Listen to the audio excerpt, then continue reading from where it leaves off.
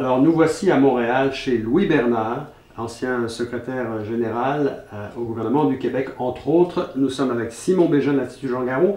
Voici une entrevue que l'Institut Jean Garon vous propose pour mieux comprendre le passé du Québec. Simon, c'est à toi.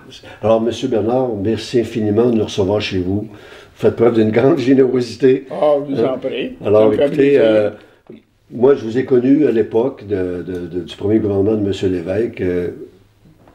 C'est presque 50 ans plus tard. Vous revoir, c'est tout un honneur.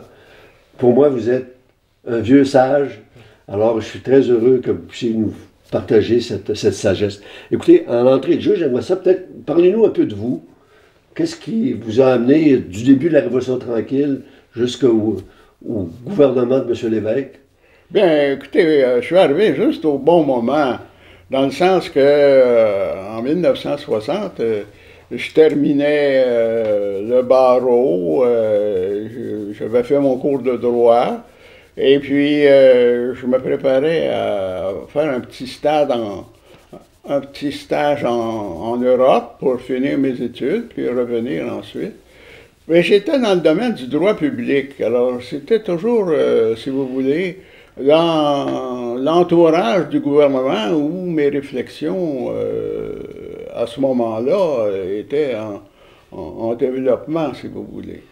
Alors, quand je suis revenu de Londres, le ministère des Affaires fédérales provinciales venait justement d'être créé par M. Jean Lesage. Alors, j'avais fait ma thèse sur le fédéralisme canadien, alors c'était tout à fait normal, si vous voulez, c'était dans la continuité d'aller dans ce domaine-là, et puis j'ai été recruté par M. Claude Morin, et puis mon ministre à ce moment-là, c'était M. Jean Lesage. Alors, c'est très intéressant pour un jeune qui arrive dans la fonction publique de commencer à un niveau quand même assez important. Est-ce que les jeunes professionnels que vous étiez sentaient à ce moment-là que le Québec est en train de vivre quelque chose de certain et que vous seriez appelé à jouer un rôle? Oui, bien, vous savez, ça faisait déjà 5 ans que la Révolution tranquille était créée, donc le ministère de l'Éducation est en organisation un peu partout où on cherchait des gens nouveaux pour animer la fonction publique. Alors, ceux qui arrivaient comme moi, puis qui avaient la chance d'avoir une formation assez poussée dans un certain domaine, bien, tout de suite, on était mis en direction, si je peux dire, de ce qui se passait dans la fonction publique. Alors, c'était extrêmement intéressant. Imaginez-vous pour un jeune qui rentre dans la fonction publique, puis travaille directement avec le premier ministre, il reçoit des mandats, fait des rapports au premier ministre, etc. On ne voit pas ça maintenant parce qu'évidemment la machine s'est développée. Alors, j'ai été très chanceux, si vous voulez, d'acquérir une expérience assez spéciale dès mon arrivée dans la fonction publique. Dans vos écrits, vous mentionnez que la Révolution tranquille a été, dans le fond, un grand rattrapage. Oui, absolument. On a je dirais qu'on n'a quasiment rien inventé dans la Révolution tranquille. On a simplement regardé ce qui se faisait dans le monde, qu'est-ce qu'était un État moderne, puis on disait, bien, un État moderne, ça a un ministère d'éducation. Alors nous, on n'en a pas. Qu'est-ce qu'il faut faire? Il faut créer un ministère d'éducation. Oui. Alors, dans beaucoup de domaines, c'était un peu ça qui était l'ordre du jour, si vous voulez. Il fallait commencer par ça pour essayer d'aller plus loin. Heureusement, avec le temps, surtout sous le gouvernement de M. Lévesque, on a pu dépasser un peu ce rattrapage-là et puis créer des choses nouvelles qui, des fois, étaient même à l'avant-garde de ce qui se faisait. Alors, si vous voulez, ça a été une continuité à partir de 1960. Mais entre la fin des années 60 et l'arrivée de M. Lévesque, est-ce qu'on peut dire qu'il y a eu comme une cassure dans le rythme de développement du Québec? Non. C'est assez remarquable parce que dans notre histoire politique, quand il y a un changement de gouvernement, il y a vraiment un risque de cassure. Mais l'Union nationale, avec Daniel Johnson père, qui a battu M. Jean Lesage, contrairement à toutes les attentes, a continué la Révolution tranquille. Moi, je me souviens, comme fonctionnaire, on se demandait, ben, qu'est-ce qui va arriver de ce qu'on avait commencé à mettre en place? Et puis, assez rapidement, on s'est aperçu que M. Johnson ne demandait pas mieux que de continuer. Et pas seulement M. Johnson, mais son équipe. Par exemple, on avait dit, pendant la période électorale, au ministère de l'Éducation, M. Arthur Tremblay, qui est un gars qui vient de l'université, etc., on va le mettre de côté. Bien, M. Jean-Jacques Bertrand, qui était ministre de l'Éducation dans le premier gouvernement de M. Johnson, a dit non. Arthur, il a sa place au ministère de l'Éducation, puis ce qu'on commençait à faire, on va le continuer. Et en fait, M. Bertrand a vraiment continué en créant l'Université du Québec, en complétant les cégeps, etc., de sorte qu'on peut dire que, heureusement, il n'y a pas eu de cassure lorsque l'Union nationale a pris le pouvoir. M. Bourassa, est-ce que ça a été... Alors, M. Bourassa, j'étais un progressiste aussi. Alors, vous savez, M. Bourassa avait fait équipe sur plusieurs dossiers avec M. Lévesque à l'intérieur du Parti libéral. Et M. Bourassa, il était ouvert au changement. Il était pour le Québec moderne. Alors là non plus, il n'y a pas eu de changement. On peut dire que ça a continué modérément, parce que M. Bourassa était un homme prudent, mais ça a continué quand même, de sorte que quand, en 1976, M. Lévesque a pris le pouvoir, on a tout simplement pesé sur l'accélérateur. On n'a pas eu besoin de changer la direction. Et on a vraiment fait en sorte qu'on puisse profiter des circonstances pour vraiment moderniser le Québec de façon définitive. Il y avait quand même quelque chose d'un peu exceptionnel dans cette équipe-là. On disait que c'est une gang de professeurs, ils ne seront pas trop capables. Oui, ça a été une surprise. Ça a été une surprise, mais ça s'explique. Parce que vous savez, sous M. Duplessis, il n'y avait pas beaucoup de place pour les intellectuels, pour les gens qui avaient des idées à développer, etc. C'était beaucoup le statu quo. Hein? Alors, ces gens-là, ils étaient disponibles, ils rongeaient leurs freins jusqu'à un certain point, un peu partout. De sorte que, quand M. Lévesque a ouvert les vannes, tout de suite, on a eu accès à des gens qui n'étaient pas connus et qui se sont fait connaître. Et puis, je dirais qu'on a été chanceux. La chance, c'est très important en politique. Oui. Alors, je dirais que M. Lévesque a été vraiment chanceux de trouver autour de lui des gens qui étaient vraiment compétents. Je pense à M. Parizeau, je pense à M. Claude Morin, je pense à Mme Payette, par exemple. C'était une surprise, Mme Payette, de venir faire partie du gouvernement. Mais Mme Payette a fait des choses exceptionnelles pendant qu'elle était au gouvernement. Sur la femme, évidemment, mais sur l'assurance automobile, qui était un dossier très difficile, qui avait tout le barreau contre les compagnies d'assurance. Les compagnies d'assurance. Alors, Mme Payette a été très, très habile à faire une réforme qui est restée jusqu'à maintenant et puis qui est copiée à travers le monde. Il y avait un personnage qui nous intéresse plus particulièrement dans cette gang de professeurs-là. Il y avait Jean Garon. Comment vous le qualifieriez, M. Garon, dans cette équipe? Jean Garon aussi, ça a été jusqu'à un certain point une révélation. Il était bien connu dans les milieux indépendantistes, parce que c'était un indépendantiste, vieux militant qui avait milité sur le terrain, etc. Mais il était professeur d'université, il était spécialiste en coopérative, il était, personnellement, avait une très grande compétence, mais c'était pas connu du public. Cependant, Jean avait acheté une petite terre dans son entourage. Et puis, on se demandait au ministère de l'Agriculture, qu'est-ce qu'il faut mettre? Et puis, moi qui connaissais un peu Jean Garon, de loin, si vous voulez, je savais qu'il était économiste et puis avocat. Alors, j'ai dit, puis en plus, il y a une petite terre, pense que ça nous ferait un bon ministère de l'Agriculture. Comme ça, vous avez été... Alors, je l'ai un peu vendu. OK, OK, je comprends. Ouais. Ça, j'ignorais ça. Oui. Alors, sans le connaître bien personnellement, si vous voulez, je connaissais un peu de réputation. Bon. Alors, je me rappelle même que en sortant d'une rencontre à Québec, Jean, je le rencontre par hasard, puis il me dit, Louis, tu sais pas quoi? Il dit, Monsieur l'évêque me demande d'être ministre de l'Agriculture. Qu'est-ce qu'il va faire là? J'ai dit, Jean, tu ne vois pas à quel point l'agriculture est interreliée avec le droit et les instruments juridiques, etc.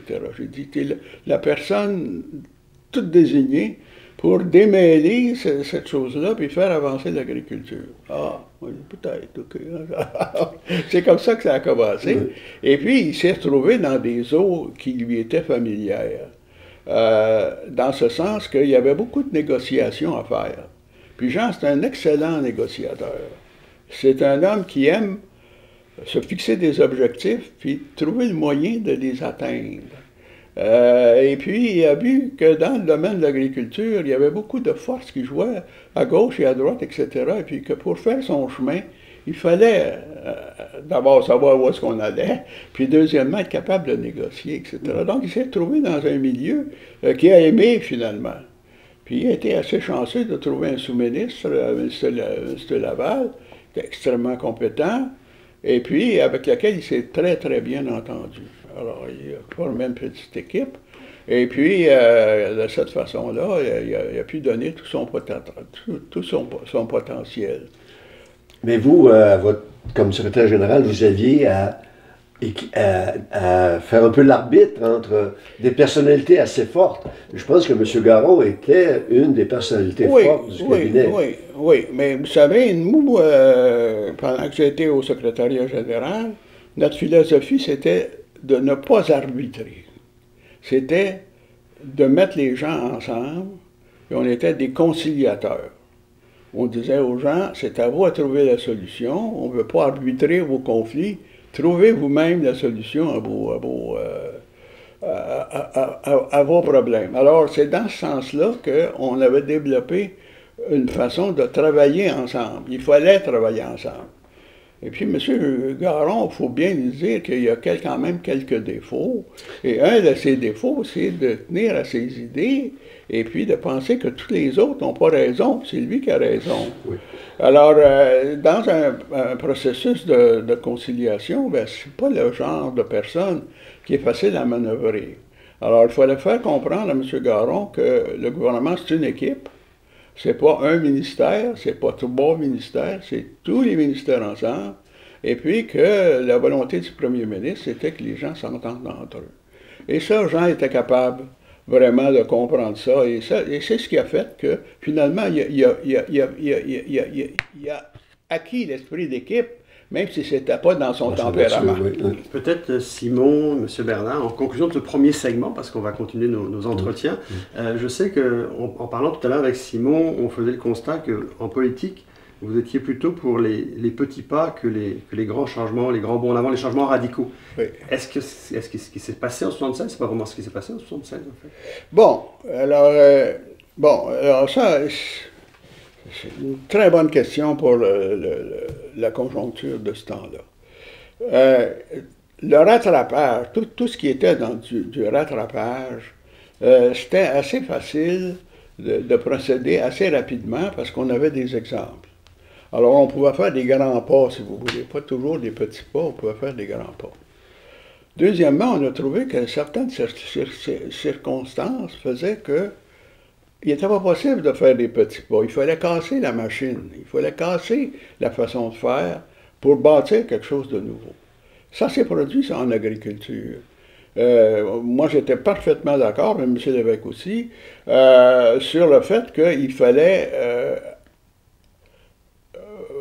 poser des gestes qui changeraient les perspectives. Le territoire agricole, par exemple, c'était une réforme vraiment fondamentale, puis très, très difficile à faire quand on regarde les différents pays qui ont essayé de faire des réformes protéger le territoire agricole. Il n'y a pas tous les pays qui ont réussi. Alors, Jean, c'est ça qu'il faut lui donner. C'était un homme d'action, c'était un homme de temps, c'était un homme qui savait que on allait même faire des choses très importantes. Il fallait y aller avec doigté, il fallait convaincre les gens, il ne fallait pas imposer son point de vue, il fallait le faire ressortir de la population, etc. Alors Jean, il a été très, très habile à faire ce grand pas, si vous voulez, où il fallait mettre de côté beaucoup de façons de faire, puis de rebâtir un nouveau système. Alors, je dirais, moi, que oui, il a fallu, lors de la Révolution tranquille, puis de l'ère de l'évêque, il a fallu faire des grands pas, si vous voulez, être un petit peu révolutionnaire, si je peux dire, dans notre façon de faire. Mais ça, c'est un problème qui frappe à l'heure actuelle. C'est comment passer d'une mentalité où on détruit puis on rebâtit à la mentalité de faire en sorte que ce qu'on a bâti évolue. Parce qu'on ne peut pas continuellement mettre la hache dans ce qu'on vient de construire. Il faut prendre ce qu'on a construit puis le développer peu à peu. Alors, il faut être capable de combiner, si vous voulez, cette philosophie de poser des gestes révolutionnaires quand il faut, mais surtout être capable, une fois que ça s'est fait, de faire en sorte qu'on progresse. On n'arrête pas là où on est rendu, on fait des pas subséquents, etc. Et c'est là que cette philosophie des petits pas est très importante. Et moi, je dirais qu'on n'a pas vraiment réussi ça. On n'a pas réussi à faire des grandes réformes, puis ensuite les faire évoluer. On fait une grande réforme, puis là on est essoufflé, puis on arrête. On dit, regardez comme on est bon, regardez ce qu'on a fait. Mais pendant ce temps-là, la situation évolue, et puis ce que vous avez mis en place commence à dépérir.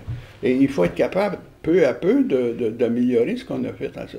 Alors, c'est un peu ça, si vous voulez, qui explique, je pense, pourquoi, à l'heure actuelle, on sent un petit peu de nostalgie de cette période révolutionnaire où on passait, on faisait des grands pas, puis on allait vite, etc. Puis on a de la difficulté à se satisfaire de petits progrès qui font en sorte que c'est là que les choses s'améliorent vraiment, parce que vous rentrez dans le concret, souvent, vous allez dans le quotidien, vous améliorez le sort des gens, mais ça paraît pas, ça fait pas la manchette des journaux, ou moins, ou etc. Alors, les gens disent, ben, on attend un nouveau l'évêque, on attend un nouveau Parizeau, on attend... Ben non, il faut attendre, je dirais, un premier ministre à l'ontarienne. Il ne fait pas des grandes réformes, mais qui progressivement fait avancer les choses dans sa province.